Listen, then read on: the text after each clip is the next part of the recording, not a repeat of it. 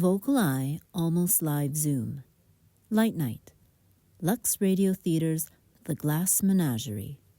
Hosted by Amantea. Welcome to the VocalEye Almost Live. This is episode 210, and tonight's a light night. So we're going to just have a chill, relaxing evening as we present to you the Lux Radio Theatre presentation of The Glass Menagerie. This is an adaptation of the classic. So here's a little bit about The Glass Menagerie. Step into a tender memory from another time with this Lux Radio Theatre radio drama. In a small St. Louis apartment during the 1930s, Tom Wingfield dreams of escaping. You see, it's his job to support his fading Southern belle mother, her name is Amantea, and his painfully shy sister Laura, who finds comfort in her fragile collection of glass animals. When Tom brings home a, quote, gentleman caller for Laura, hope flickers for a new future. For one evening, Laura begins to step out of her quiet world until an unexpected revelation shatters the illusion. Tennessee Williams' haunting story of longing, family, and fragile dreams comes to life in this intimate Lux Radio Theatre adaptation from 1954, where memories glow softly and sometimes break like glass. This is a presentation or a radio drama that is about 55 minutes long. And after we're done having a listen to it, I would love to hear what folks think about it. So be prepared to share your thoughts and ask any questions. And I don't profess to know the answers, but I'd love to know what y'all think about this. So let's sit back and enjoy Tennessee Williams' the adaptation of The Glass Menagerie. Rick, when you're ready, please hit play. From Hollywood, the Hollywood Radio Theatre.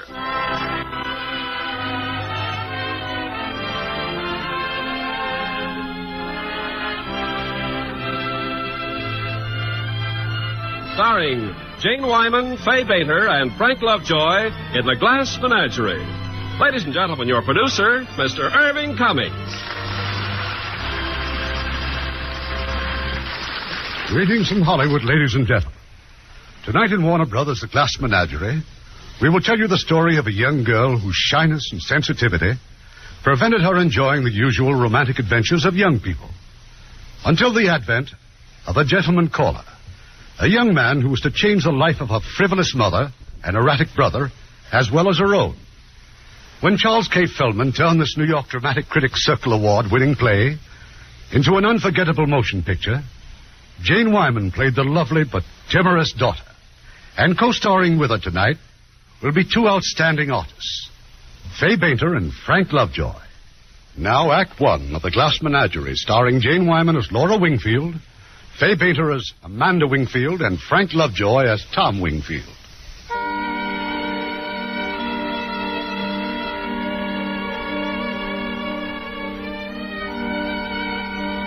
Far out on the Atlantic Ocean, a lonely little freighter butts her way through the murky seas.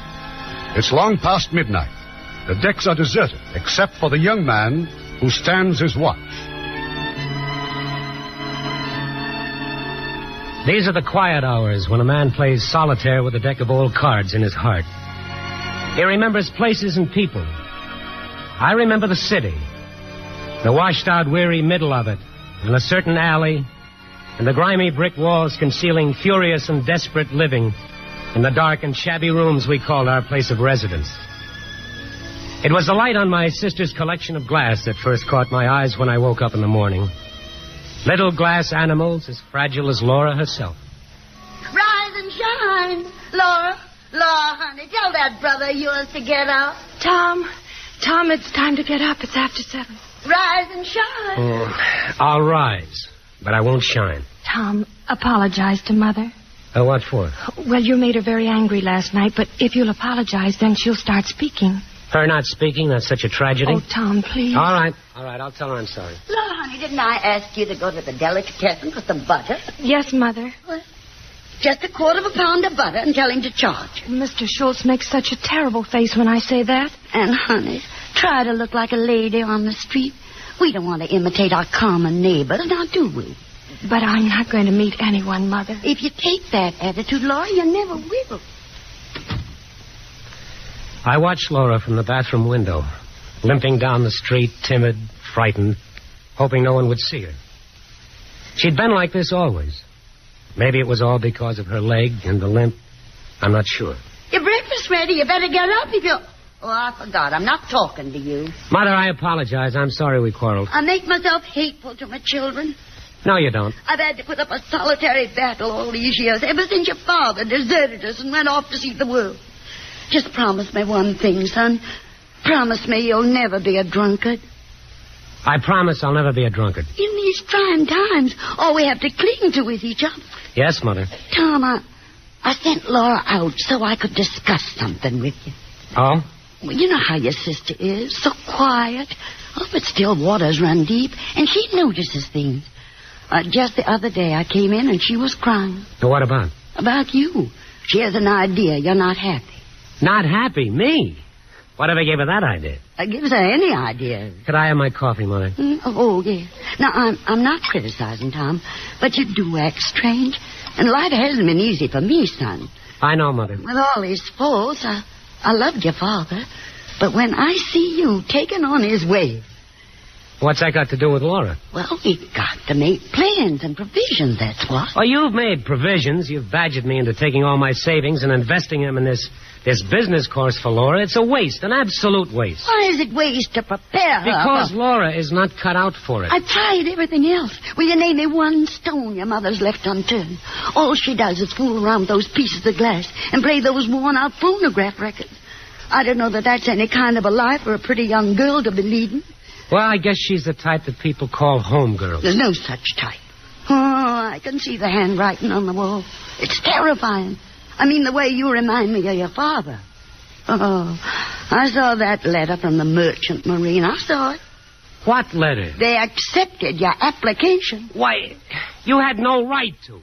Now, give me that letter, Mother. Give it to her. I know just what you're up to. When did this come? Yesterday, and I haven't had a minute's peace since I opened it. All right. All right, you go. Go whichever way the wind drifts you. But not until there's somebody here to take your place. What are you talking about? Responsibility.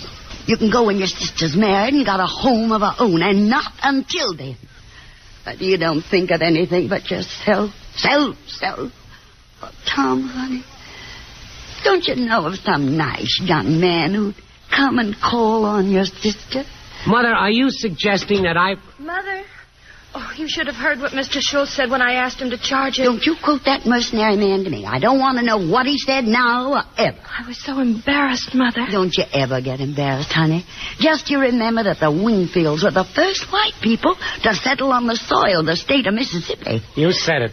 Laura, where you going, honey? Well, my glass collection. I haven't dusted it yet. But you'll be late for business college. Yes, Mother. You're right. Now, just a moment, honey. You can't leave the house without money. Here, for lunch and coffee. Thank you. Goodbye, Mother. Tom. Bye. Now, use the streetcar, honey. Our public transportation system should be used liberally. After all, we pay for it out of our taxes. Goodbye, honey. Goodbye, Mother. Well? Well, what, dear? Anything else to tell me this morning? Not a thing. Then I'll go to work. But you will try, won't you, Tom? While you're there, you'll try to find a nice, clean, wholesome boy for your sister. Just take it easy, Mom. See you later. All I ask is of you to try. For Laura, Tom.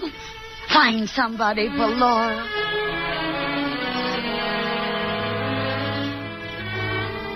And so our days began. Laura at business college and me at the Mid-Continental Shoe Company warehouse. My employment was like a long, lingering sickness with each day maybe the last, depending on the boss's patience and mine, and both running out fast. And then at 6 o'clock, I'd be home again. Supper's ready, Tom. Oh. What are you looking at? Your collection, your Glass Menagerie. Something's different, though. Look again. This one, it's new. It's beautiful. I found it today. You found it? I bought it. Everything in the window was half price. No lunch, huh? It's a unicorn, like a horse with a horn in the middle of its forehead. It's pretty, Laura. It's real pretty. How was school? All right, I guess. Supper's ready, Tom. Eating too fast, Tom. You know what happens if you don't chew your food? Yes, Mother? Now, animals, they have secretions in their stomach which enables them to digest their food without chewing. But human beings must chew their food before they swallow it down. I prefer to gulp. Don't you want to give your salivary glands a chance to function? You know what I really want, Mother? I want peace. And peace has got very little to do with my salivary glands. My salivary glands are getting along fine. Now, please, just leave me alone. You are not excused from the table. I'm going to get a cigarette. You smoke too much. I'll bring the coffee, Mother. Oh, no, honey, no. Just resume your chair, little sister. We've got to keep you fresh and pretty for your gentleman callers. I'm not expecting any gentleman callers, Mother. Oh, but sometimes they arrive when we least expect them. We have to be prepared. Fortunately, when I was your age, I understood the art of conversation. I'll bet she did. I remember one Sunday afternoon in the Blue Mountains. Oh, no, not again. Oh, let her tell it, Tom. We've heard it 500 times. She loves to tell it. I'm listening, Mother. Yeah, what about that Sunday in the Blue Mountain? Only one Sunday afternoon, mind you, I received 17 gentlemen callers. And I entertained them all there at our plantation in Blue Mountain. I tell you, they were some of the most prominent men in the Mississippi Delta. But it wasn't enough in those days for a girl to have a pretty face and a graceful figure. You had to have a nimble wit and a tongue to meet all occasions. I remember how every one of my gentlemen called. It went on and on and on. And every time she told it, her eyes would shine and she'd be thrilled and happy just thinking about it. And that one night, mind you, I received 9 serious proposals of marriage. Do you know something? I could have married J. Duncan Fitzhugh. It's a very interesting story, Mother. But what did I do? I went right out of my way and picked your father. Just think of it. I could have been Mr. J. Duncan Fitzhugh, Jr. I'll clear the table, Mother. You stay fresh and pretty, darling. How many gentlemen callers do you suppose we're going to entertain this evening? I don't think there'll be any, Mother. Now, what? Well, you must be joking. My word, there must have been a flood. There must have been a tornado. Oh, there's no flood, Mother. There's no tornado. I'm just not as popular as you were in Blue Mountain. Mother's afraid, Tom. Mother's afraid I'm going to be an old maid. Don't you ever use that expression, honey. I don't care for it. What's that you're writing, Tom? Is it an answer to the Merchant Marine? It's poetry, Mother. Believe it or not, sometimes I write poetry. You think you can sell it? Let me see. No, I'd rather not. Why do you always hide things from me? Because unless I do, there isn't a thing, not a single thing in this house I can call my own. You just lower your voice. I got something to say to you. I've had enough. I'm going on. Now, you listen to me. I'm at the end of my patience. Well, where do you think I'm at? Don't you think I have any patience to reach the end of, Mother? You don't care about us. I'm only your mother, but you should care about your sister a little. That's what you should. All you think of is yourself. Yeah, that's right. Just myself. I'm crazy about that warehouse. I'm in love with mid-continental shoes. Think I want to spend the rest of my life in that icebox interior with those fluorescent tubes, but I go. And every morning you come in yelling, rise and shine, rise and shine. I think how lucky dead people are, but I get up and I go. How dare you raise your voice to your mother? You see that picture? Father's picture? Well, if self were the only thing I thought of, Mother, I'd be where he is. Gone as far as the system of transportation reaches. Only right now I can only go as far as the movies. I don't believe you go to the movies at all. You're right. You're absolutely right. I go to opium dens. Dens of vice and criminal hangouts. I'm a hired assassin. I carry a Tommy gun and a violin case. I'm leading a double life. By day, I'm a poor warehouse worker, but by night, I'm a dynamic czar of the underworld. Mother, my enemies plan to dynamite the place. Oh, no. Oh, yes. And they're going to blow us all up. And you'll go up over the Blue Mountains. And you'll go on a broomstick. Up on a broomstick with 17 gentlemen callers trailing behind you. Tom! Oh, there. Oh, now, you see what you've done? Smashed one of our pretty little animals. Laura, I'm sorry. It was an accident. Oh, yes, I know it. Just an accident. Good night, Mother. I'll never speak to you again as long as I live. Do you hear me? Never. Not until you apologize.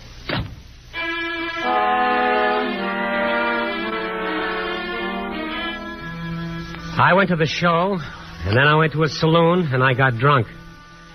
Not very drunk, just high. And when I came home, Laura was still up, waiting for me. Tom, I was worried. I just went to the movies. And I saw everything twice. They had a magician on that stage. Wonderful. It was amazing. He sold souvenirs, and I bought one for you. It's a scarf. It's a magic scarf. Oh, it's lovely, Tom. He waved it over a cage. And he changed canaries into goldfish. Isn't that a pretty scarf? It's beautiful. I wish it were big enough to cover this whole ugly world. The world isn't ugly, Tom. While I was waiting for you, I listened to the music. They're still playing. The music? Oh, yeah. Down the street, the dance hall. It was beautiful. The whole world was beautiful. You know that magician? He had the wonderfulest trick of them all. What was it? Well, they nailed him in a packing house, and he got out of it without removing a single nail. There's a trick that come in handy for me. Get me out of that warehouse. March and whoops. Shh. You'll wake Mother. You'll pay her back for all those rise and shines. Laura, you know it doesn't take much intelligence to get yourself nailed up in a box. But who in the world ever got out of one without removing one single nail? Tom. Look at him there on the wall. You got out, didn't you, Father? You got out all right. Sometime I'm going to buy a medal and I'm going to hang it on that picture frame. My father was a hero. He did an heroic deed. Tom. Nothing. Good night, Tom.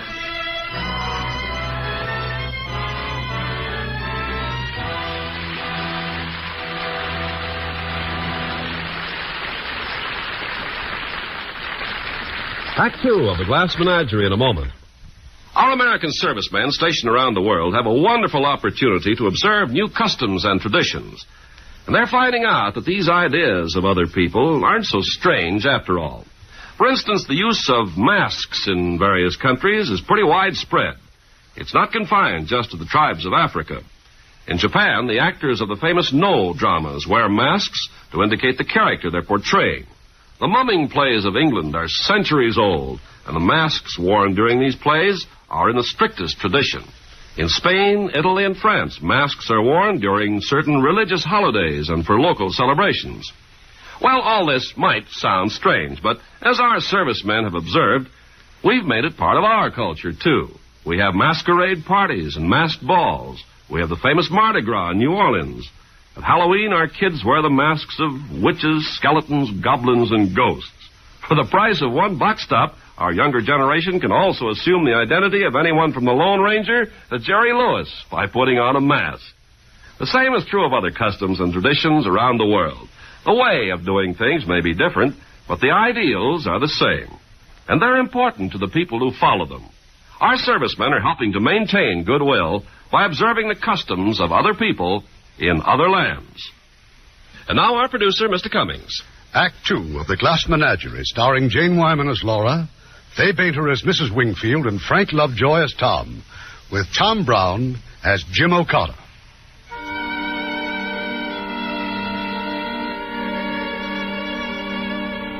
The young man thinks about his past. The young man who stands watch on a scrubby little freighter, 3,000 miles away from the scenes that live so vividly in his memory. Laura never told us about her failure at business college. How one day she simply left her class and limped out of the building and never returned. It was weeks, however, before Mother discovered her. Mother, is anything the matter? Why are you staring at me? I went to business college today to find out how my daughter was getting along. Oh. Yes, oh. I'm sorry, Mother. It isn't the money I care about. It's all my hopes and ambitions for you. Just gone up the spout. Laura, where were you? Where did you go when you were supposed to be in your classroom? I just went walking, Mother. Just walking, huh? Deliberately trying to wear yourself out. I didn't walk all the time. Sometimes I went inside places to rest. Inside where? Oh, the library and the park. And lately I've been spending my afternoons in the big glass house where they grow tropical flowers. Tropical flowers? Laura, what are we going to do for the rest of our lives? Just sit in this room and watch the parades go by? Amuse ourselves with the Glass Menagerie? Laura, what is there left for us but dependency for the rest of our days? Oh, I won't be dependent, Mother. I'll go out and find work. Work? What work? I know so well what becomes of unmarried women who aren't prepared to occupy a position in life. Barely tolerated spinsters living on some brother's wife or sister's husband. Stuck away in some little mousetrap of a room, eating the crust of humility all their lives. Is that the future we've mapped out for ourselves? Oh, no. Well, I declare it's the only alternative I can think of. Of course, some girls get married. Honey, that's what we're going to do. We're going to get you married. But, Mother, I'm crippled. Don't use that word. How many times have I told you never to use that word? You just have a slight defect, that's all. Hardly noticeable. People have a slight defect, but they cultivate other things to make up for it. They develop charm and vivacity and charm. Girls who aren't cut out for a career in the business world usually end up married to some nice young man. But, Mother, who would want to marry... You're not a cripple. Walk, Laura. What? You walk. I want to see you walk. Walk around this room. Go on, walk. You're not crippled. You're not. You're not.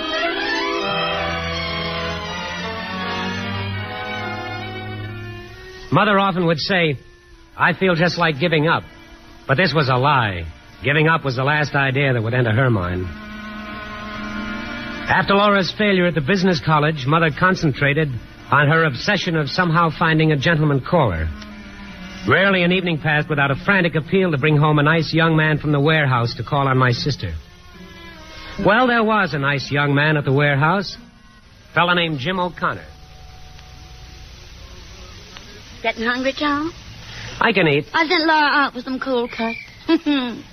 Fire escape landing's a pretty poor excuse for the veranda I used to have back home. When I was a girl, we used to do all our entertaining on the veranda in the summer. Tom, you smoke too much. Yeah. A pack a day or 21 cents a pack. How much would that be in a month? Enough to give you a night school course at Washington U. Now, wouldn't that be lovely? I'd rather smoke. I know. That's the tragedy of it. What are you looking at? The moon. I'm contemplating the rise of the moon over Schultz's delicatessen. Why, so there is a little silver slipper of a moon. Did you make a wish? Uh-huh. I wish for success and happiness for my two precious children. I get so weary wishing that all the time. I thought perhaps you wished for a gentleman caller. Well, whatever gave you that idea? Well, you asked me to bring one home often enough. I never asked. I suggested. Well, I'm going to bring one. I've asked him to come to dinner. Oh, perfectly lovely. It's definite. Yes, very definite. How soon? Well, Friday night soon enough? Friday night? That gives me no time at all. No time for what, Why, Mother? for preparations, of course. You should have phoned me the minute he accepted. But you don't have to make any fuss. He has very simple tastes. And I tell you can't have a gentleman caller in a pigsty. Now, look, if you don't stop this nonsense, I'll tell him not to come. Oh, don't tell me, wouldn't. People hate broken engagements. Why, they got no place to go. Where'd you meet him? At the warehouse. What's his name, son? Jim O'Connor. O'Connor. Irish. Coming on Friday. Fish. Does he drink? No, Mother, not that I know of. Nothing I want less for my daughter than a man who drinks. Aren't you being just a little bit premature? How much does he make, son, his salary? Well, I'd judge it to be approximately $210 a month. Well, sir, that's not princely now, is it? Well, it's 20 more than I make. No, But for a family man. Mr. O'Connor is not a family man. Well, he might be sometime. You're sure he doesn't drink, son? I'll call him on the phone and ask. Don't you be supercilious with your mother. These things have to be investigated discreetly to save a girl from making a tragic mistake. How did you happen to make such a tragic mistake, Mother? Why, that innocent look on your father's face had everybody fooled. I declare that man could charm the tail feathers off a jaybird. Did you tell him you had a sister? No, Mother. I didn't let on that we had a dark, ulterior motive. When he sees how sweet and pretty and lovely she is, he'll just thank his lucky stars. That's what he'll do. Mother, don't expect too much of Laura. And just what do you mean by that? Well, she seems all those things to you and me because she's ours and we love her. We don't even notice anymore that she's crippled. Don't use that word. Well, she is. And she's different from other girls. You have to face the facts. She's terribly shy. She lives in a little world of glass animals. She plays old phonograph records. Well, you just be quiet. She's coming now. I'm going in and lie down. You wore me out, Mother. Let me know when stop it. Laura? Hey, honey, I got news. I got the best news ever. I've got the cold cuts, Mother. I'm sorry I took so long, but the store was closed. Oh, now you just come up and step for a minute, Laura, honey. Come Friday night, we're to have a gentleman caller. Mother. Well, you might look a little pleased about it, honey. Now, come on and make a wish on the moon. A wish? Look over there. A silver slipper of a moon. What'll I wish for? Happiness and good fortune. Just a little happiness, Laura. And a little good fortune.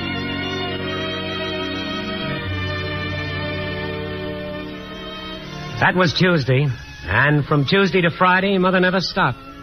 Her preparations for the gentleman caller included, of course, a new dress for Laura.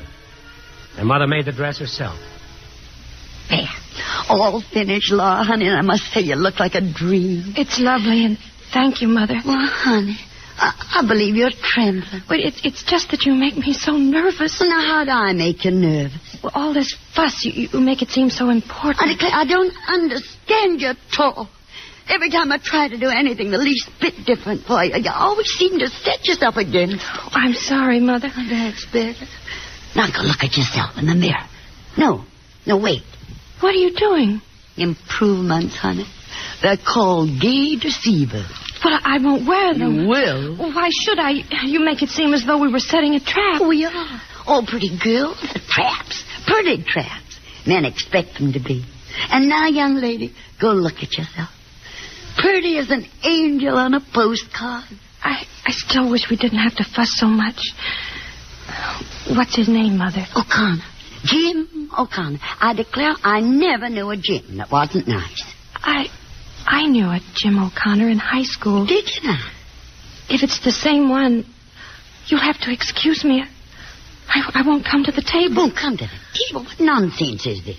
Whether it's him or not, you won't be excused from this particular table. I have to be. I am not going to humor your silliness, Laura. I've had just about enough from you and your brother both. Now, honey, you just compose yourself and let them in when they arrive. Please don't make me open the door. Why, you'll be in the kitchen busy making the dressing for the salmon. All this silliness over one gentleman caller. What would you do if there were 17?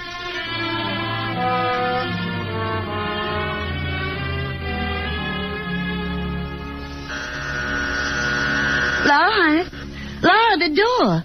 Tom must have forgotten his key. Mother, please. You go to the door. Why have you chosen this moment to lose your mind? Oh, please, Mother, please.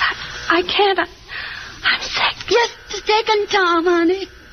Laura Wingfield, you march right to that door and let them in. Now do as I tell you. Yes, Mother.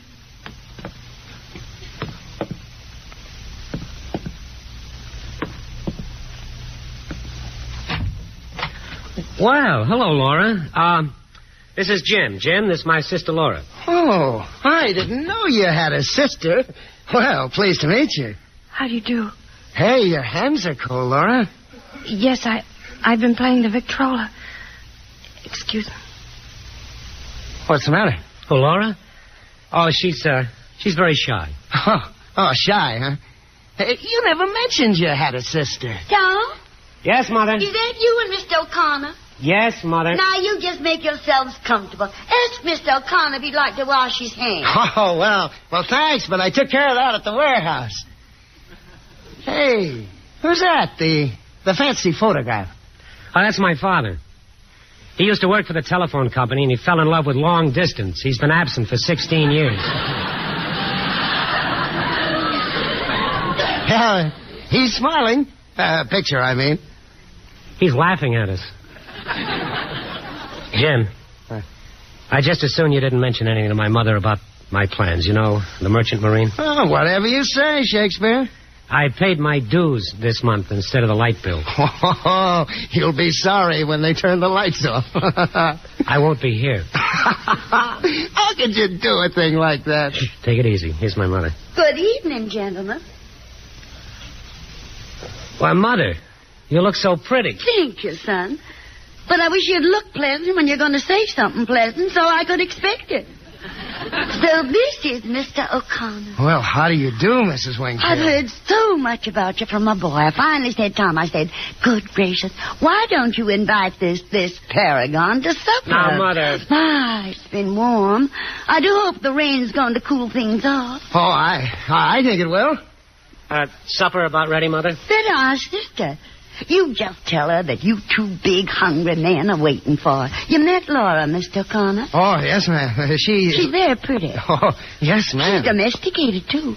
Very rare to find a girl as sweet and pretty and lovely as Laura, and so domesticated. I never was at all. Oh, no. No, I wasn't now. I never could make a thing but an angel food cake. But then, of course, in the South, we had so many servants. Gone. All vestige of gracious living just gone completely. Well, yeah. It's, I mean... I just wasn't prepared for what the future dealt me, Mr. O'Connor. Yes. I married a man who worked for the telephone company. He fell in love with long distance. Yes, I know, Tom. He started to travel and just kept on traveling. Looks like supper's on the table, Mother. Is it? Oh, where's sister?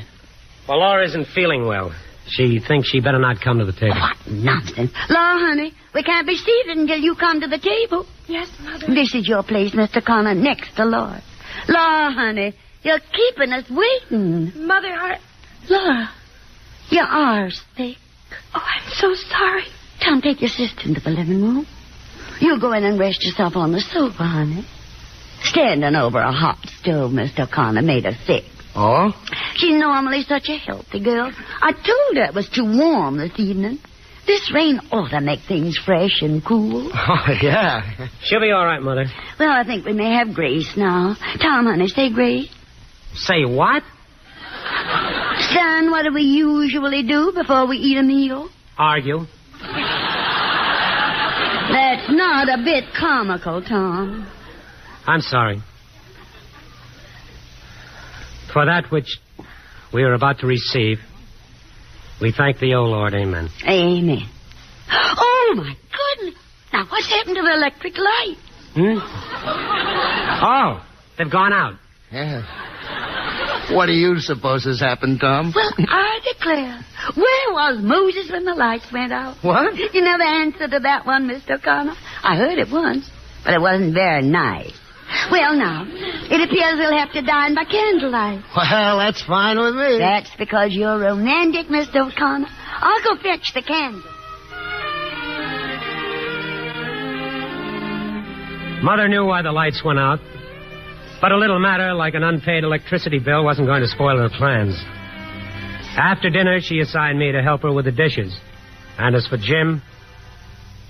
Laura's all by herself in the parlor, Mr. O'Connor. Why don't you just go in and keep her company? Oh, sure, I'd like to. All right. Oh, hello, Laura. Hello? Feeling better? Yes, thank you. Where'll I put the candle? Oh, anywhere. How's this?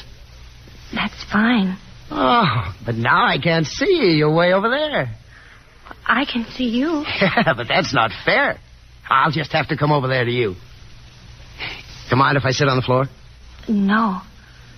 Well, how about you? Don't you like to sit on the floor? Yes, I do. Oh, why don't you? I will. Here, take a pillow. There. How's that, comfortable? Yes, thank you. Yes, am I. Comfortable as an old cow. Would you like some gum? No, thank you. You sure? Well, I think I'll indulge. With your permission, that is. Tom tells me you're shy, Laura. Is that right? I don't know. I judge you to be an old-fashioned type of a girl, and that's a pretty good type to be. Oh, I hope you don't think I'm being too personal, do you? Oh, no. Oh, good. I think I'll have a piece of chewing gum now, if you don't mind. Oh, sure. Thank you. Well, Mother, how are they getting along in there? How should I know? Because you were just listening to them behind the portiere. I couldn't hear a thing. Well, if you want to listen, why don't you go in the dining room, sit down, and be comfortable? I don't consider that any more amusing than you're not paying the light bill. All I know, this is the first young man we've introduced to your sister. I want it to be a success. Oh, I do so much want it to be a success.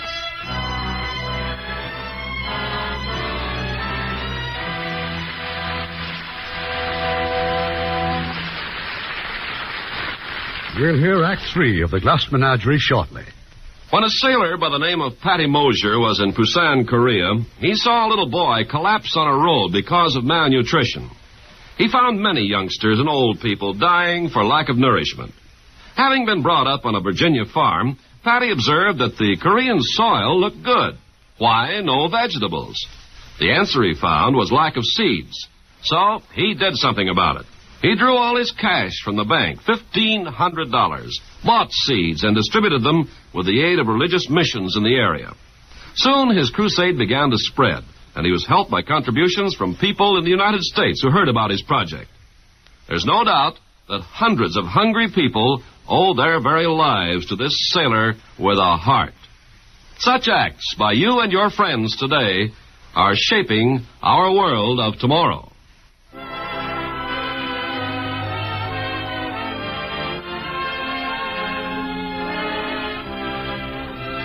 We pause now for station identification.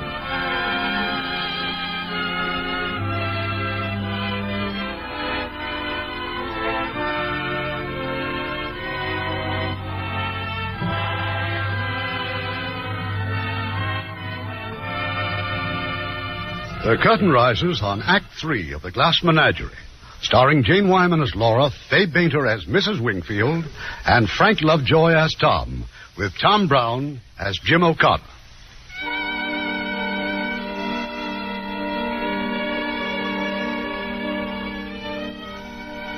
I was telling you about the night Jim O'Connor came to dinner. The night the lights went out because I hadn't paid the bill. And how Jim and Laura were talking there in the living room. You know, Laura, I've an idea I've seen you before. Why, as soon as you opened the door, it seemed like I was just about to remember your name, only... Only what? Well, the name I started to call you wasn't a name at all, so I didn't.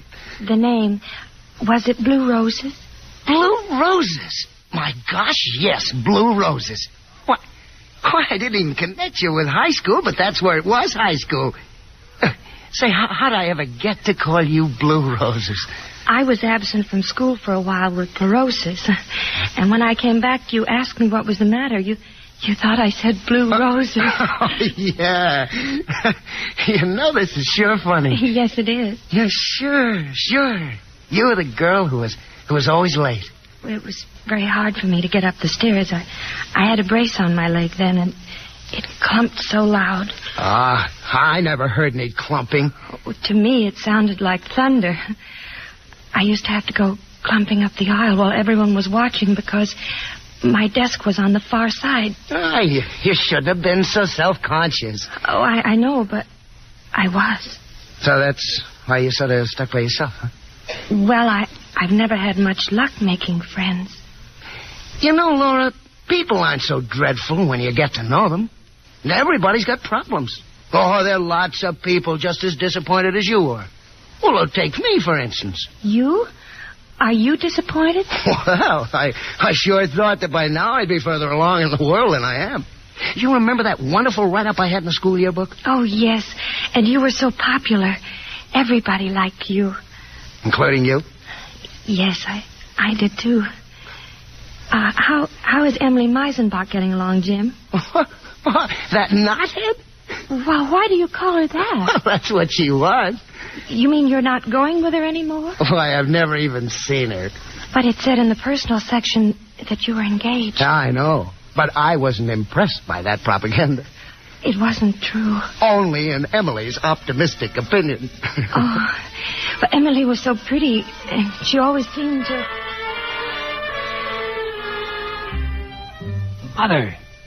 Mother, now take it easy. Oh, what a nice young man. I do hope he appreciates Laura. Such a pity she had to collapse at the table. Did you see how beautifully he acted? Took no notice at all. Calm yourself, Mother. Remember what you always say. Possess your soul in patience. Oh, but he made the things you remember. Now, shush. How old is he? Did you finish high school, Laura? No, I didn't go back. Well, what have you done since? Well, I took a business course at business college. Uh-huh. How'd that work out? I couldn't keep up with the others, so I dropped out. You know what I judge to be the trouble with you? Inferiority complex. I know. I had it, too. You didn't? Yes, sir. A lack of confidence in yourself. Oh. Yeah, for instance, that clumping you thought was so awful in high school, you see what it did?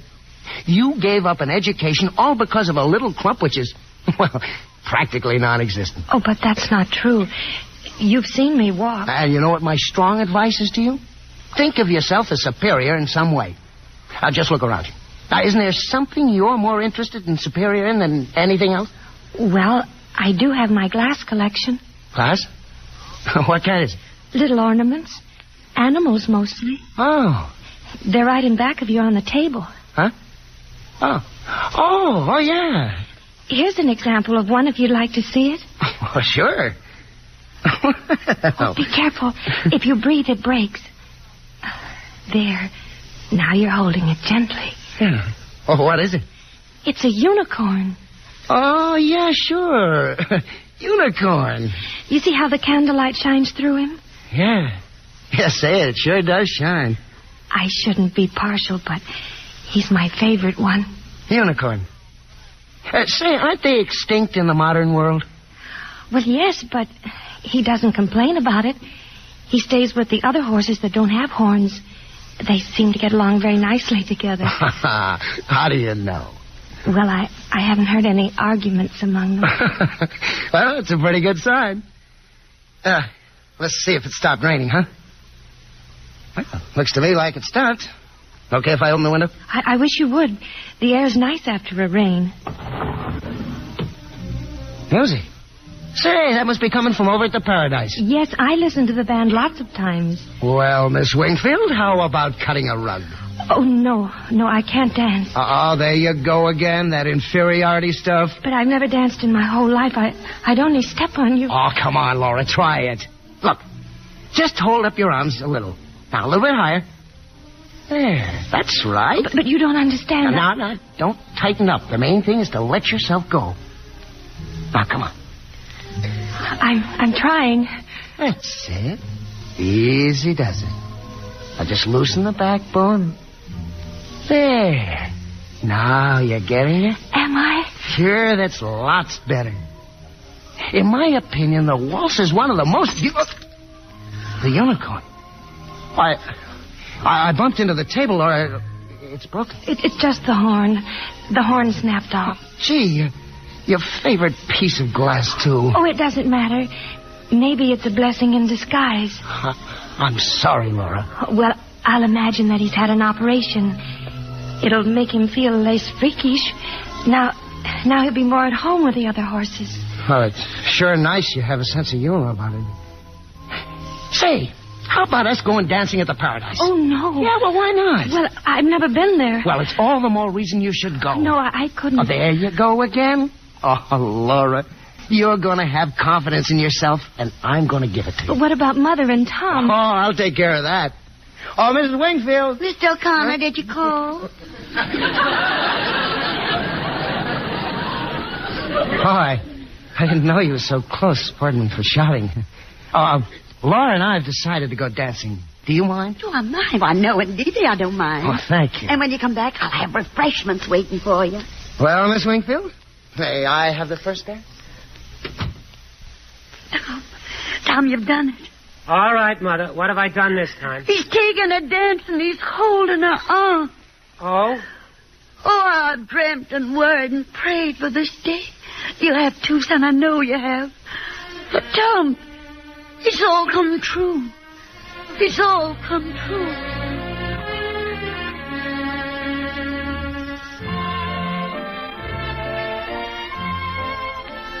Well, this is it, Laura. Now you know what it's like in here. Well, shall we dance? Well, couldn't we wait a little while? What's another waltz? Well, all right, then. We'll show them how. Easy does it. That's it. Say, that's good. Having fun? Sure you are. Hey, what's the matter? You got tears in your eyes. Oh, no. It's just smoke. Cigarette smoke. I like the way you smile. With your eyes. Doesn't everybody? Oh, no, not at all. Most people just smile with their lips. Doesn't mean a thing. Oh, you're doing great, Laura. How do you think we ought to rest for a while? All right, Jim.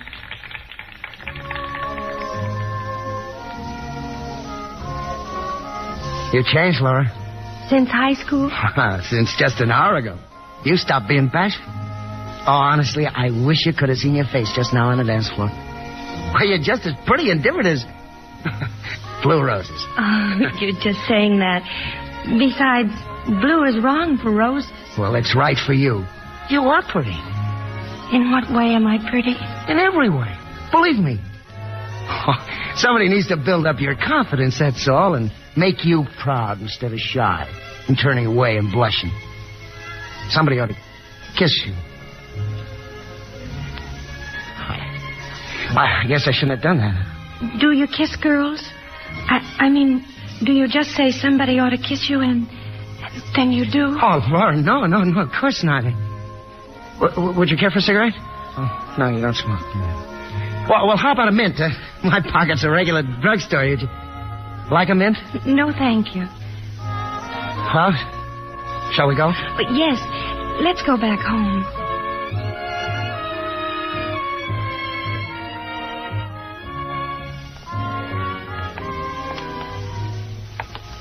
You know, Laura, if I had a sister like you, I'd do the same thing as Tom. What's that? The same as Tom? Well, I'd bring fellas home to meet you. The type to appreciate you. Only Tom made a mistake about me. A mistake? Well, yeah, you see, I can't take your phone number, and I can't call you up next week and ask you for a date. I just thought I'd better explain in case you misunderstood and I hurt your feelings. I'm glad you told me. Love, that you, honey? Yes, Mother. I'll be right in with something cool to drink. You won't call again? I can't, Laura. I'm going steady with a girl named Betty. Oh. Yeah. I met her last summer on a moonlight boat trip up on the river on the steamer Majestic. You know, being in love has made a new man of me. Well, anyway, Betty's aunt took sick, and, Betty had to go to Centralia, so when Tom asked me to dinner, I've made you children some nice liquid refreshment. Do you know that song about lemonade, Mr. O'Connor? Lemonade, lemonade, made in the shade, stirred with a spade, good enough for any old maid. No, I never heard it, Miss Wingfield. Oh. Why are you so serious, Laura? Oh, we were just having a serious conversation. Well, I know my place when young people are having a serious conversation. Oh, don't go, Mrs. Wingfield. You see, I've got to be leaving. Leaving? Well, you must be joking. It's only the shank of the evening. Well, you know how it is. You mean you're a young working man and have to keep working man's hours? Well, it's not work, ma'am. It's Betty. Betty? Yeah, she's the girl I go steady with. Oh. Is it serious? Well, we're gonna be married the second Sunday in June. Oh. How nice. Well, it's been a wonderful evening, Mrs. Wingfield, and I guess this is what they mean by Southern hospitality. It was nothing. It was nothing at all. Yeah, I promised Betty I'd pick her up at the Wabash Depot, and some women are pretty upset if you keep them waiting. I know all about the tyranny of women. Goodbye, Mr. O'Connor. I wish you happiness and good fortune. Oh, thank you. You wishing that, too, don't you, Laura? Yes, I do. Well, thanks again, Mrs. Wingfield. So long, Shakespeare. Goodbye, Laura. Don't forget the good advice I gave you. Here. Well, what are you doing that for? I want you to have him, the unicorn, as a souvenir. Laura, I'm going to treasure this. And sometime, if you and Betty have a free evening, we'd like for you to visit us. Thank you, Laura. Why are you smiling as though something good had happened? I've had a lovely evening, Mother. It makes you happy when I entertain a man who's already engaged to another girl. But, Mother, I danced tonight. I danced for the first time. I'm so glad I saw Jim. And where's Jim now? Hightailing it down to the Wabash Depot to pick up Betty. Tom! Yes, Mother. Oh, the gentleman caller gone already? That was a fine joke you played on her. How do you mean? You merely forgot to mention that Mr. O'Connor was engaged to be married. Jim's engaged? So he just informed us. Well, I didn't know that. You don't know anything. You live in a dream. You manufacture illusions. Laura, believe me, I didn't realize. I believe you, Tom. You had us make fools of ourselves. The effort, the preparation, the expense, all for what? Mother, it isn't Tom's fault. I just don't understand either. I've never understood my children. And as for you, young man, you're going to make up for what you've done to your sister. Where you going? I'm going out. That's right. Don't let me interfere with your selfish pleasures. You know, the more you shout to me about my selfishness, the quicker I'll go. And it won't be to the movies. I don't care where you go. Walk out just the way your father did. We'll manage without you. I'm strong enough to take care of Laura. You go to the moon, you selfish dreamer. Tom, wait. Forgive me, Laura. Forgive you for what? Well, for running away and leaving you behind. I understand, Tom. Do what you've always wanted to do. Travel and write. Thank you, Laura. Where will you go, Tom? Oh, far away. To the moon, maybe. Goodbye, Tom.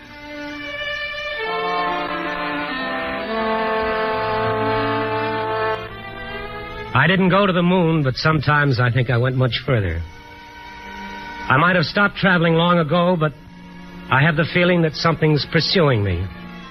It comes on me unawares. It takes me by surprise. And all at once, it's just like my sister is touching me on the shoulder, and I turn around, and I look into her eyes.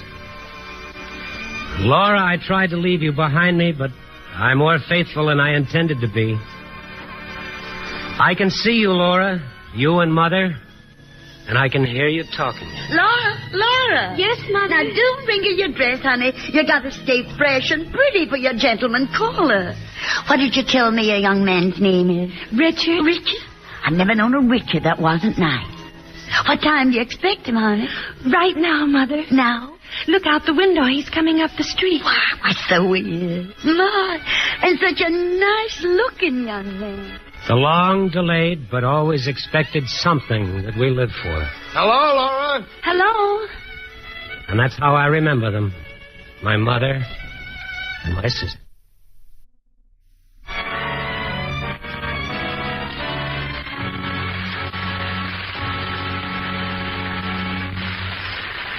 Our stars will return in a moment. Up in Newfoundland, there's an Air Force base called Fort McAndrew. 2 tech sergeants were out on the field one day and noticed a 9-year-old girl hobbling around on a pair of crutches. She was a polio victim and a cripple. Her father, whom they finally located after much questioning of the girl, was a civilian employee on the field. He had 8 children and simply couldn't afford the costly treatments that would be necessary to help his little girl.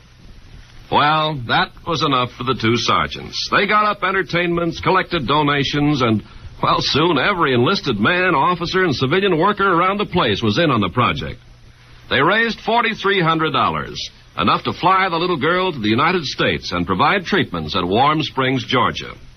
Such acts by you and your friends today are shaping our world of tomorrow. Now, Mr. Cummings with our stars. And here they are, stepping forward to receive your applause. Jane Wyman, Fay Bader, Frank Lovejoy, and Tom Brown. All right, friends, that was the Glass Menagerie. That was a Lux Theatre presentation. I am curious if folks want to chime in with how they experienced that. I noticed a lot of language like cripple and that kind of thing. And what's interesting for me is that even in 1950s, the mother is saying, "Don't call her that. Don't call her that." And the brother is like, "But that's what she is. She's different. That's what she is."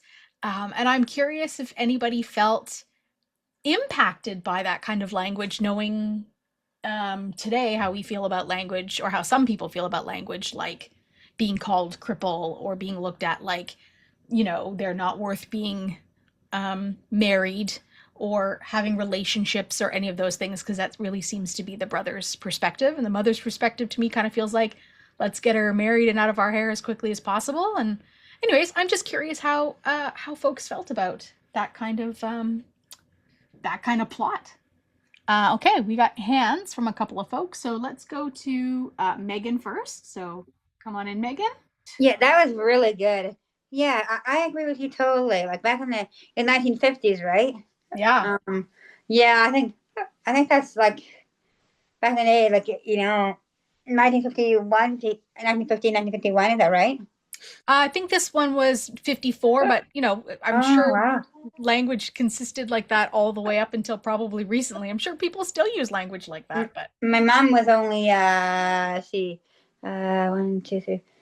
She was only 3 years old at the time.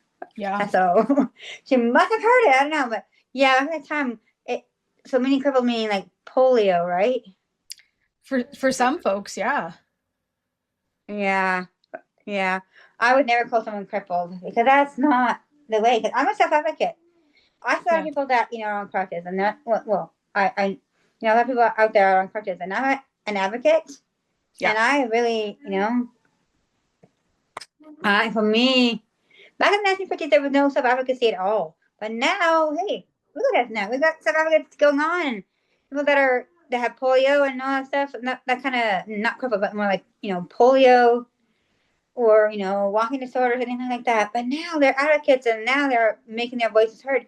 Back then, they didn't have their voices heard at that time, 1950s. Yeah, people were sheltered and hidden away, and people were ashamed of folks and family that had disabilities. Yeah, I mean, really, that's a hard thing, man. Yeah, absolutely. I mean, holy moly, man, holy moly, that's just hard. Yeah. Thanks for sharing that, Megan. I know you're an advocate. Oh, I am, and I love doing it. I love doing it. Good for you. We need more of you. Yes. Let's go to Tony. Come on in, Tony. Hi, everyone. Can you hear me? We gotcha. Thank you so very, very much for this wonderful opportunity to participate. I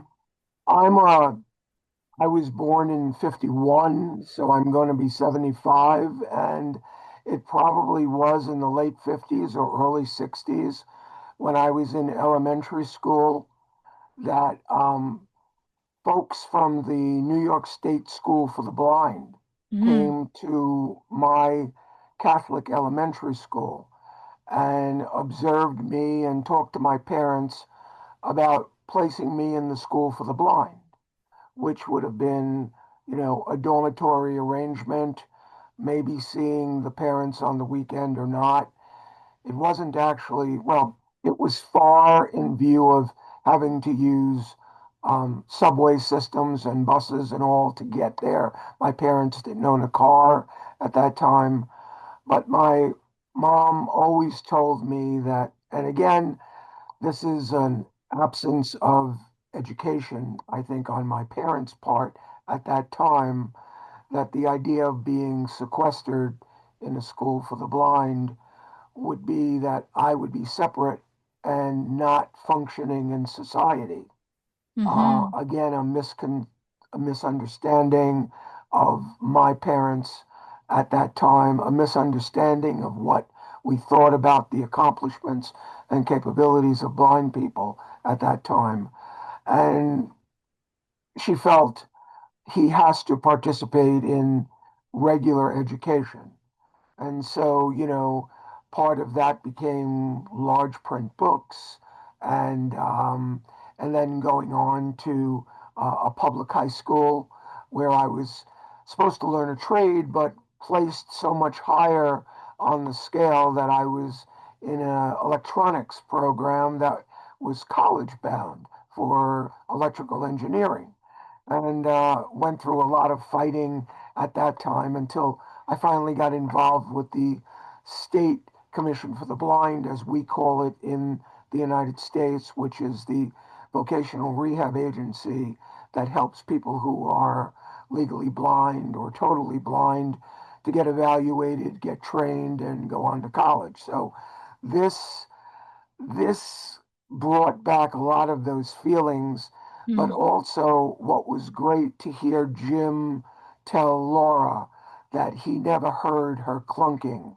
when he was thinking of Blue Roses, which is either a teenage boy who was so popular but liked this particular girl, and at the disability he looked past it. And I think the mom and brother obviously made her in more of a cocoon than she needed to be. But I was glad to hear at the end that she was having a gentleman caller, Richard. And I thought that was that Jim had helped her. Yeah. Tony, I'm curious, and you don't have to answer this if you don't want to, but how different do you think your education and your education trajectory would have been had you have gone to the School of the Blind? Do you wonder ever about that? How different things would have been for you? Oh, we've lost your audio.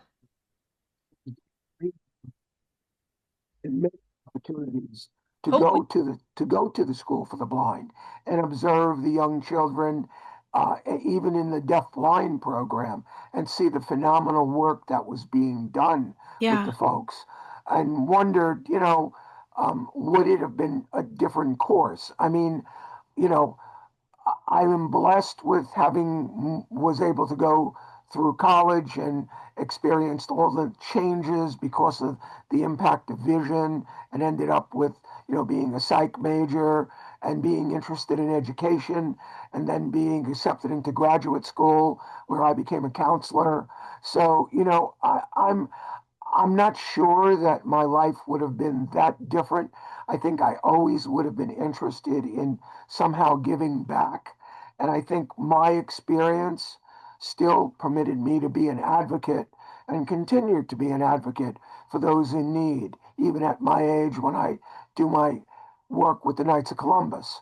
So I don't know if my life would have changed that much about wanting to help people, but I spent 41 years of working for the federal government and helping people in rehab, and in the latter 10 years with the Office of Civil Rights, assisting people who are having discrimination issues.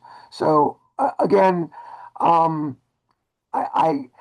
can only know that having looked as an adult into the School for the Blind, which would have moved it into the 80s and 90s, to see the phenomenal things that students were getting who were severely partially sighted or totally blind or deaf blind, that would have been a phenomenal opportunity. Thank you for sharing that. I appreciate that aspect, because I didn't lose my sight till I was 24, so I never, the offer of schools for the blind, that was not ever something that was in my experience, because I was past the ages of primary school and elementary school and high school and all of those things. Right. So it wasn't in my experience to have been put into that sort of stream. So I'm always curious about folks who've been to blind school versus mainstream school, and how those experiences differ, or or don't, how they Well, compare to each other. as I Thanks. counseled people over the years, I found that those who did go to the school for the blind, um, you know, were highly educated, but seemingly lacking a few of the social graces that ultimately they would get as they went out into college or the world of work. So those things did end up maturing in them. Right. Yeah, that's fair. Thanks, Tony. I appreciate those comments. Okay, let's go to Nancy and then to Ben. Can you hear me? Yeah, we gotcha. Oh my God. Actually, I grew up in a different way like that. Because back then, I'm not gonna say my parents had put me down, but I always, because I was wearing a hearing aid, I don't like the word handicap or disabled or mental, and that's what they were always picking on me because I was different, and I really didn't like that. I lost my eyesight when I was 35, but I was deaf at a younger age. But being around crowds, I just felt out of place, and having like if someone would recognize me, I would never tell them what my problem was and how I was always left behind because I always thought they didn't want me involved because I had this issue. Right. And having the mom say that and this brother, my brother and I were the same. And then finally my brother went ahead and got out of the slow class and, special needs. And I didn't like that word. I just want to be like everyone else. And, I'm amazed this girl that you was playing today, Laura, she did a wonderful job because the way she acted, it didn't bother her, but it bothered the parent, the son and the mother, right? Yeah, I think you're right. I would assume for Laura that like this is her, I'm going to use air quotes, but this is her normal. She Yeah. doesn't know any different, just like you. Like this is her life. Yeah. And for her, it's, there's nothing wrong with her. It's what's wrong with the rest of the world. Yeah, why are they put, and Yeah. she was playing with things that she liked, like glass, like the teddy bear, glass teddy bear, the ornament. I mean, those what I would do too. I would go play with my Raggedy Ann doll, where everyone had a Barbie doll, and I couldn't play with them because my Raggedy Ann didn't make me up to the. I felt like I'm out of place, but those are things that we had back then, right? Mm-hmm. And try to explain it to people that I just want to be like you guys. I was more or less ironing while my sisters were outside playing. I'm only deaf. I'm not a handicap. I'm not stupid. Yeah. I just don't hear, right? Yeah. It's a good show. I'm apparently the mother was a bit hard on the boy because he did leave because he drank and everything else. But like what happened to the dad? Like it's a good story. It brings back a lot of things like alcoholism and the situation with the girl. Mom was over powerful, wanted her married off, and eavesdropping at the same time. I mean, there's times that was funny, but it was funny because that's the way she was, right? Yep, absolutely. Absolutely. Yeah. Thanks for sharing that, Nancy. Thank you. All right, Ben, you're up, and then we'll do Rita. Well, I want to personally thank you and the VocalEye team for this wonderful VocalEye performance, Lux Radio Theatre performance. This is quite new. It actually opened up lots of my visual. It actually opened up my eyes to listening to more of these Lux radio theaters when I have the time. All of the actors and the actresses did an awesome job, and it actually brought a tear to my eye. Actually, no. Now that I think of it, it was very, very. It was a really good audio descriptive performance. I'm really glad that you enjoyed it, Ben. Yeah, we've done quite a few of these, and they're all in our archives. So you're welcome to go back on our YouTube channel and listen to any of them. And I wanted just to share with everybody, just before I pass the mic on to someone else, I have just found out about an hour and a half ago that I am receiving some Meta Ray-Bans, and they're coming in the mail tomorrow. So I just wanted to share that was my news for you guys. Very cool. You'll have to update us during our next social event on how those are working for you. You'll never know. I may drop my camera on, and I might be able to not totally demonstrate, but I will be able to describe them for you. Awesome. But I'm going to drop off. Thanks, Ben. We'll see you next time. See you next time in a few weeks. All right. Bye. Come on in, Rita. Okay. I'm going to go back to a question that you put out about sort of attitudes to disabilities in the 50s and stuff like that.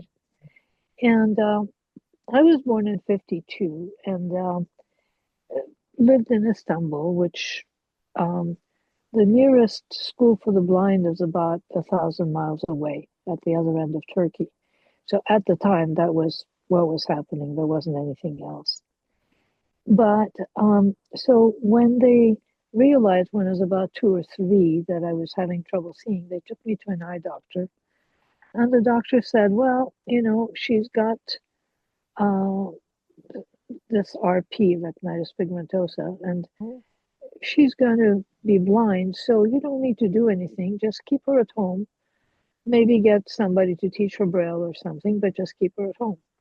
And my parents said, no, we're not allowing that kind of a thing given to our kid. And they sent me to like a regular school. And, the first couple of years, they felt it was an experiment. They weren't sure if it was going to work or not. But they did make sure that I did go. And they actually helped quite a bit. But I could still see, because I was partially sighted. But I remember my mom, made a big fuss over saying, don't ever say you're blind. You're partially sighted. So you've got partial sight. You're not blind. You don't need to learn Braille. In fact, I thought was a bit of a mistake. I should have learned Braille earlier, but I learned when I was 18. I decided it was time to get ready, to learn, because with RP, your vision gets worse over time. So, but it was the attitude on my parents' side was, don't ever say that word. Don't ever use that word, because you're putting a limitation on yourself by doing that if you say the word. And they did make sure that I did go to school and attended the right, took all the classes and stuff like that. So things worked out, but it was an important thing whether you allowed yourself to call yourself, like a cripple or a blind person or whatever.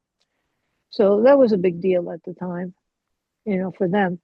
And the other thing was that, there was a guy that a friend of my parents knew, and he was blind, but he was much older than me. I'm not really sure how old he was, but by the time I was about 14, 15, he was probably about 25, 30. And he stayed at home. He never left home. Again, this is in Istanbul. And he wouldn't go out during the day. He would go out at night. So it was like, he was hiding from the world kind of thing. So he went out at night. It's kind of interesting the way, but I didn't have my friends didn't, in my school, people didn't make a fuss over my not seeing. So interesting. Yeah, I mean the teachers, once they knew that I was able to do the study, that I was able to study properly and do the work, the teachers really didn't worry about it, and were very supportive, and the people in the classes were also supportive. So anyway, I like that. That's very interesting. My mother says to me, because I often say to folks, can you tell me what that says? I can't read that. Right. And she says to me, don't say you can't read, say you can't see. So she's like the opposite. Yeah. She's like, I taught you how to read.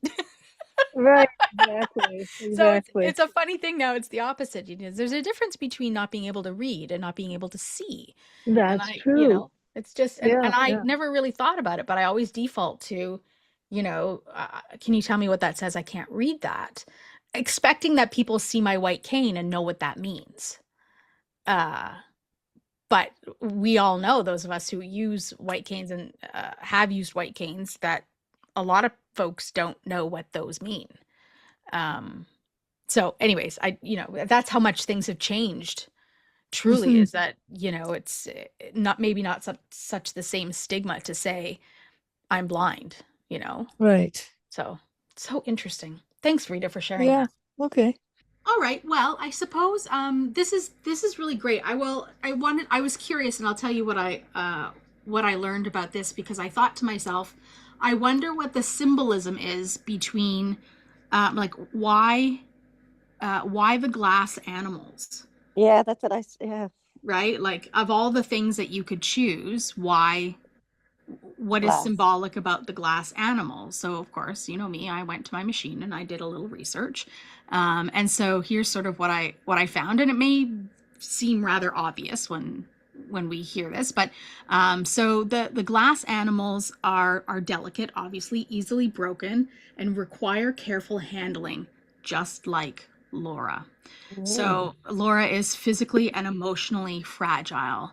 Yeah. She retreats from the outside world, finding safety in things that won't hurt her. So the collection becomes a protective barrier between her and reality. So that's a little bit about her glass menagerie, and why it's just not teddy bears, right?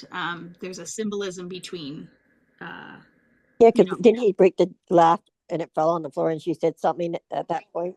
She did say something after she broke. He said, "Don't worry about it.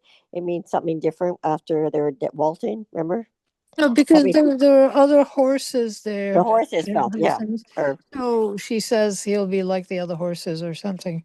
Yeah, because the horn breaks off. Yeah. Yeah, the unicorn. Huh, that's different. Yeah, never thought it. Yeah. Yeah, you're right. Yeah. So I just saw that Louise logged out and back in. Let's see if Louise. Okay, I think I got it. Oh, you got it. We got you. Okay. So I come from a totally different situation.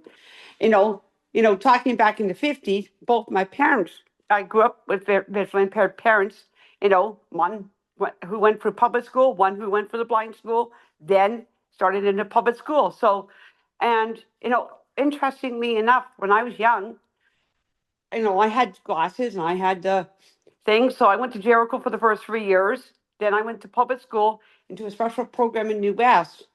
And that year was the worst year of my life. I was teased, harassed. I started in the older intermediate class, and then they moved me down to the minor class, like of children who had disabilities or learning disabilities, Yep. So they put me in a 4 and 7 and realized I was not at a grade 4 level. So they moved me back to 1, 3. And guess what I got? With my glasses, that year I was harassed. It was to the point where I loved school and I went, but I didn't like recess and lunch. I hit. And then when we moved out to Delta, my parents found a school that the principal was very willing to integrate. And with my vision, with my glasses, and only another year and a half, and I took them off my face for everyday reading than to reading. But what I'm saying is the differences in school sometimes can make a difference. A principal's attitude and putting you in the class and do as he says, if you need to be in that special needs class, we'll put you in there for just certain topics. But they eventually came up with a program in the late 70s in that school that really did change the whole system, which was where reading and spelling were their focus. And that program I went through around my other courses. So I didn't take certain subjects sometimes to get those topics into my life stronger. Typing was added into my life. So those are the things that schools really did. It depends on the schools, the principal, the teachers, the attitude. And yes, I still got teased occasionally, but not as often. Because if someone started, the teacher caught, the teacher just said, that's enough. The attitude of the school was different. I think it was the fact the principal made the teachers aware that this is acceptable. you know. But, you know, the reality is my mom only finished grade 8 because they wouldn't let her get close enough to the blackboard to read the blackboard, and she failed everything. She self-taught herself to, you know. So the attitudes are so unique. It's finding the right person who wants to accept a person with a disability or blindness or other disabilities included with with blindness, because I think there's sometimes more than one. Absolutely, yep. And it's finding the right people to work with the kids and the students around you to make it more positive for you. Yeah, finding an environment that lets you thrive. Yes. Yeah. And I grew up with my grandfather being deafblind. Yeah. And he always said, and when he, of course, think about it, when he lost his vision, he was always visually impaired, but he lost his vision. Late 40s, the first eye detachment, late 50s, the second one. When he started using the white cane, it was no one understood what a white cane was. Yeah. And he'd come home and throw it and toss it and get angry at it. And so I don't even know what all went on. My mom will never share the whole truth. Mm-hmm. But she was against the white cane and has had years of problems accepting that a white cane is noticeable in society today. So that environment my mom grew up in, influenced how I was brought up. Yep. And my grandfather would say, I'd stand on my head to read a newspaper, and I think he tried to many times. Even though he was almost totally blind with a light perception, maybe a little bit. I don't even know if he saw light. I think he did. Yeah. But I can't tell, because you can't tell what else someone else can see. So the reality of this world is who you meet, where you get put, and how you're treated makes you who you are as a visually impaired person or as a total. And if you have some vision, some people sometimes don't realize, and this is one thing I've learned, they don't understand it, so they don't know how to help you. If you say you can't see, that makes a total difference to them. Mm-hmm. I find that when you say, "Oh, I can see some," well, what do you see? What can you do? Yep. But if you say you're totally blind, well, are you independent? Yeah, okay. What's wrong with the world? What can't you do? And you can give them a few things. But more reality is being told is almost easier than having some sight. In some ways, how the world treats you. Yeah. I know everybody's going to agree with me on that one, because there's totals here and on the Zoom call, and I bet they don't agree with me, but that's okay. I've been on both sides of the bridges, and it's hard because they treat you harsh when they don't understand you, what you can see and can't see. Mm-hmm. You can see something one day, next day you can't, or you go to do something, you trip on something. Well, couldn't you see that? Yeah. Yeah. You didn't trip on it last time. Yeah. Yeah. So this is what I'm saying. It's almost easier to be total or very low vision where you say, I can't see anything to travel. I've got to use a support cane, a white cane or guide dog to get around. No, I'm just bringing it from all sides. I see it from every side of the coin. And I don't think I've seen it all. But I've seen it from all sides. I've even seen it as a parent raising kids who could see, and how I was treated by other parents at the school. I was treated like I was not important. And some of them treated me like gold. Like you care about what happens in the school. You want to make changes. So it's weird. Society treats us uniquely because we're visually impaired or totally blind. Thanks for that insight, Louise. It's very, Thank you, Louise, very, very much. Thank you. This is Tony. Yeah, I know your voice, Tony, but thank you, because I know I understand it from all angles, because I grew up with sighted brothers and visually impaired sisters who have more sight than me, or did, one of them, and how even that was different, But I was never taught. I was taught to do everything. I was taught to cook, clean, and be a normal person, and that's important. I wish I could stay on much longer, but I have to get off now. Well, and Tony, thank you thank you all Hey, for I sharing. love your voice. I love Thank hearing you. you on here. Thank you all. Thanks, Take care, Tony. everybody. Have a good Take night. care. Bye, Tony. Good night. Good night. I think with that, friends, we'll end our conversation about the Glass Menagerie, and we'll see you next week for the next VocalEye Almost Live. Thank you. VocalEye, vocaleye.ca. Special thanks to our funders, the Canada Council for the Arts, the British Columbia Arts Council, the Province of British Columbia, and the City of Vancouver.